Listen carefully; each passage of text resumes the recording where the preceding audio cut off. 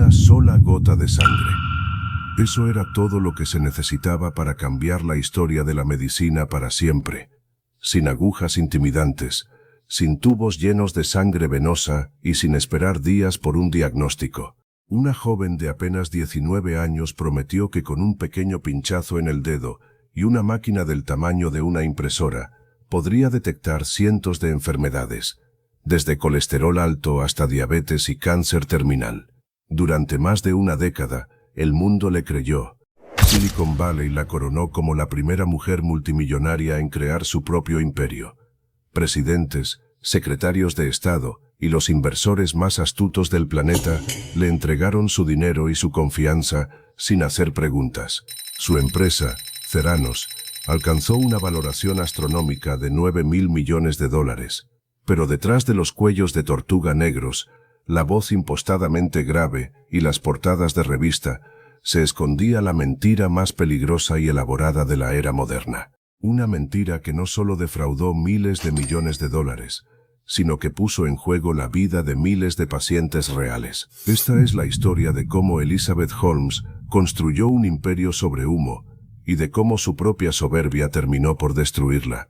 Imagina detectar cientos de enfermedades utilizando apenas una pequeña gota de sangre obtenida del dedo, sin agujas enormes, sin tubos y sin esperar días. Eso era exactamente lo que Theranos prometía. Elizabeth Holmes fundó la empresa en 2003, cuando tenía 19 años y acababa de abandonar la Universidad de Stanford.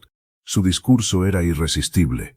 Aseguraba que los análisis tradicionales eran lentos y costosos, y que ella había desarrollado un dispositivo revolucionario, la máquina Edison, capaz de realizar cientos de pruebas a partir de una muestra diminuta.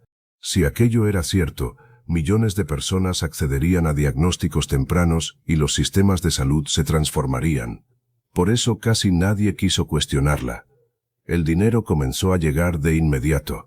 Primero, inversionistas privados de Silicon Valley. Luego, empresarios como Rupert Murdoch o la familia Walton, dueños de Walmart. Más tarde, exsecretarios de Estado como Henry Kissinger y George Shultz, junto a generales de 4 estrellas, ocuparon lugares en el consejo directivo. Casi ninguno tenía experiencia en medicina, pero todos creían estar ante la próxima gran revolución tecnológica. Elizabeth Holmes construyó cuidadosamente un personaje. Siempre usaba suéteres negros de cuello alto, como Steve Jobs. Hablaba de cambiar el mundo. Repetía que el dinero no le importaba y desarrolló una voz grave que se volvió su sello.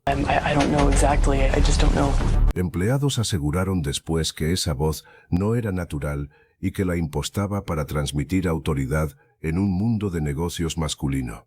La comparación con Steve Jobs no era casualidad. Quería ser el nuevo ícono de Silicon Valley. Los medios inflaron esa narrativa con portadas de revistas, conferencias y premios. Dentro de la empresa, la realidad era opuesta. Los empleados trabajaban bajo un secretismo extremo.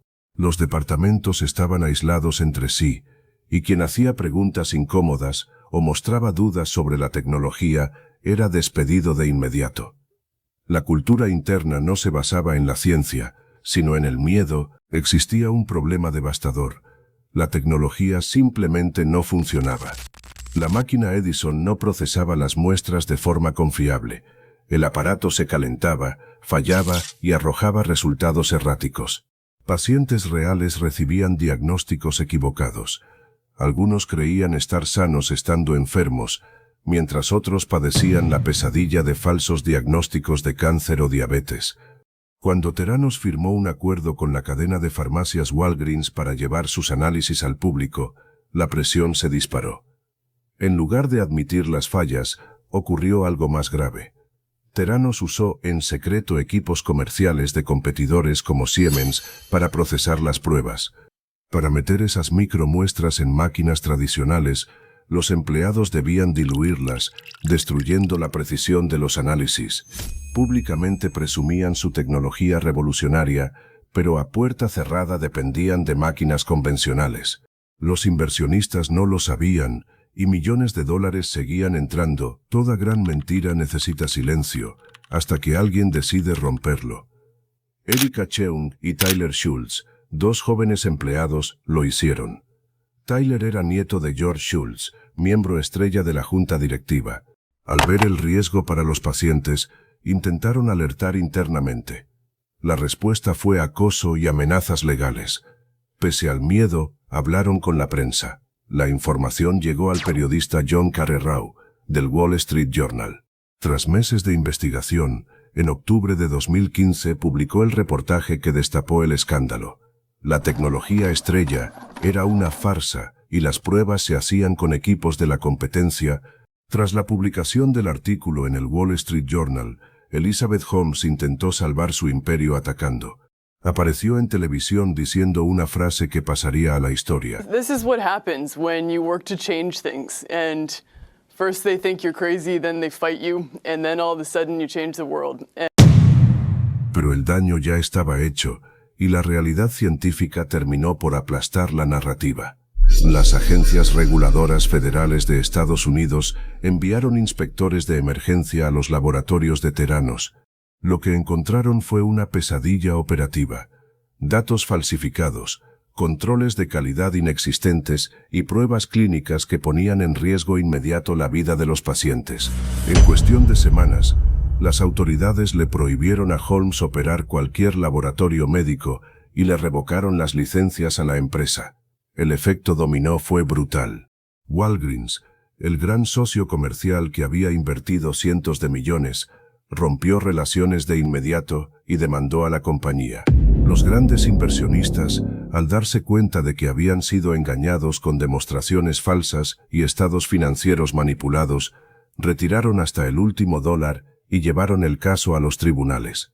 En menos de un año, la valoración de Theranos pasó de $9.000 millones a cero absoluto, hasta que en 2018 la empresa tuvo que cerrar sus puertas de forma definitiva, dejando a cientos de personas sin empleo y una estela de deudas impagables. Sin embargo, el verdadero ajuste de cuentas llegó en el plano criminal. El Departamento de Justicia de los Estados Unidos presentó cargos formales por fraude masivo contra Elizabeth Holmes y su expareja y número 2 de la empresa, Sunny Balwani. En 2022 comenzó un juicio histórico que paralizó a Silicon Valley. Durante semanas, la Fiscalía presentó pruebas contundentes, correos electrónicos donde Holmes admitía saber que la máquina fallaba, testimonios de empleados amenazados por abogados y relatos desgarradores de pacientes que sufrieron crisis de salud por diagnósticos falsos. La defensa de Holmes intentó culpar a Balwani y argumentar que ella simplemente había tenido una visión que no se concretó, pero la evidencia de la manipulación deliberada era aplastante. El jurado la declaró culpable de múltiples cargos de fraude y conspiración para estafar a inversionistas. En noviembre de 2022, el juez dictó una condena ejemplar, más de 11 años en una prisión federal. Elizabeth Holmes pasó de ser la mujer más joven en construir una fortuna multimillonaria y codearse con la élite política del mundo, a ser fichada con un número de reclusa, obligada a entregar todo su patrimonio y a cumplir su condena en la cárcel. La historia de Theranos se cerró así no solo como la quiebra de un negocio, sino como el recordatorio de que cuando la mentira cruza la línea de la salud humana, el precio que se paga es la libertad.